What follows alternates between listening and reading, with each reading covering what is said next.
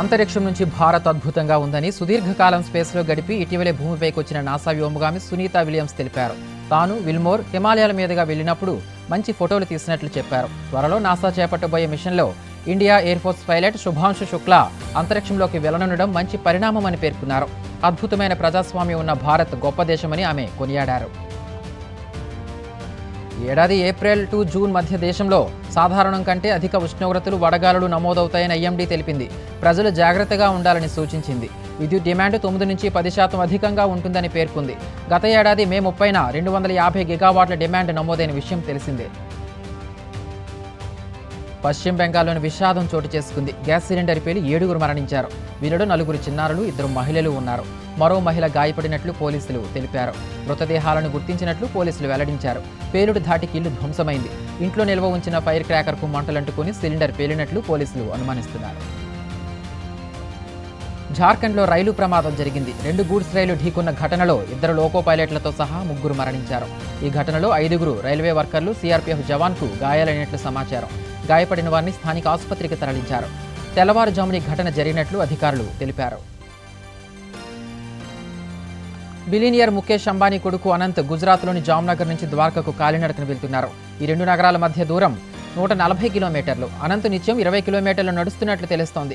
తన వల్ల traffic jam ఏర్పడొద్దనే ఉద్దేశంతో భారీ సెక్యూరిటీ మధ్య రాత్రి వేళ నడక సాగిస్తున్నారు. ఏప్రిల్ 10న తన పుట్టినరోజు నాటికి అనంత్ ద్వారకకు చేరుకుని ప్రత్యేక పూజలు చేయనున్నారు. అభివృద్ధి పేరుతో జంతు ఆవాసాలపై పడి నిర్దాక్షిణ్యంగా వ్యవహరిస్తున్నారని ప్రభుత్వంపై కేటీఆర్ విమర్శలకు దిగారు. పర్యావరణ సంరక్షణ పేరుతో పేద ప్రజల ఇళ్లను కూల్చారు. తర్వాత బలులు కూడా గుడ్లు పెట్టమంటూ గిరిజనులను వెలివేశారు. ఇప్పుడు జంతు ఆవాసాలపై పడ్డారు అని దుయ్యబడ్డారు. విధ్వంసమే మీ నినాదమా అని సీఎం రేవంత్ను ప్రశ్నించారు. వీకెండ్లో అర్ధరాత్రి వేళ బుల్డోజర్లు పనిచేయాల్సిన అవసరం ఏంటని నిలదీశారు.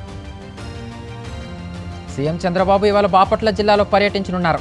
చినగంజాం మండలంలోని కొత్తగొల్లపాలెం ఆయన లబ్ధిదారులకు పెన్షన్లు పంపిణీ చేస్తారు. అనంతరం దివ్యాంగులకు స్కూటీలు అందజేస్తారు. ఆ తర్వాత స్థానిక ప్రజలతో ముఖాముఖి కార్యక్రమం నిర్వహిస్తారు. బాపట్లలో పార్టీ నేతలతో సమావేశం కానున్నారు. ఆంధ్రప్రదేశ్లో అకాల వర్షాలు పడే అవకాశం ఉందని విపత్తుల నిర్వహణ సంస్థ తెలిపింది.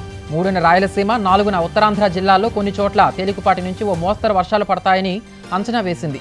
పిడుగులు పడే అవకాశం ఉన్నందున పొలాల్లో పనిచేసే రైతులు, కూలీలు, పశువుల కాపరులు చెట్ల కింద ఉండవద్దని సూచించింది. మరోవైపు నిన్న రాష్ట్రంలో అత్యధికంగా నంద్యాల జిల్లా గోస్పాడులో 40.3 డిగ్రీల సెల్సియస్ ఉష్ణోగ్రత నమోదైంది. ఆంధ్రప్రదేశ్లో ఎన్టీఆర్ భరోసా పెన్షన్ల పంపిణీ కొనసాగుతుంది. ప్రభుత్వ సిబ్బంది ఇళ్లకు వెళ్లి పెన్షన్ అందజేస్తున్నారు. ఉదయం 8 గంటల 40 నిమిషాల వరకు 53.98% మేర 34 లక్షల మందికి పైగా నగదు పంపిణీ చేసినట్లు ప్రభుత్వం వెల్లడించింది. తిరుమలలో భక్తుల రద్దీ కొనసాగుతోంది. టోకెన్లు లేని వారికి శ్రీవారి సర్వదర్శనానికి 18 గంటలకు పైగా సమయం పడుతోంది. మరోవైపు వెంకటేశ్వరుడి దర్శనానికి 31 కంపార్ట్మెంట్లలో భక్తులు వేచి ఉన్నారు. నిన్న శ్రీవారిని దాదాపు 73,000 మంది భక్తులు దర్శించుకోగా 27,440 మంది తలనీలాలు సమర్పించారు. స్వామి హుండీ ఆదాయం 3.04 కోట్లు వచ్చినట్లు టీటీడీ అధికారులు వెల్లడించారు.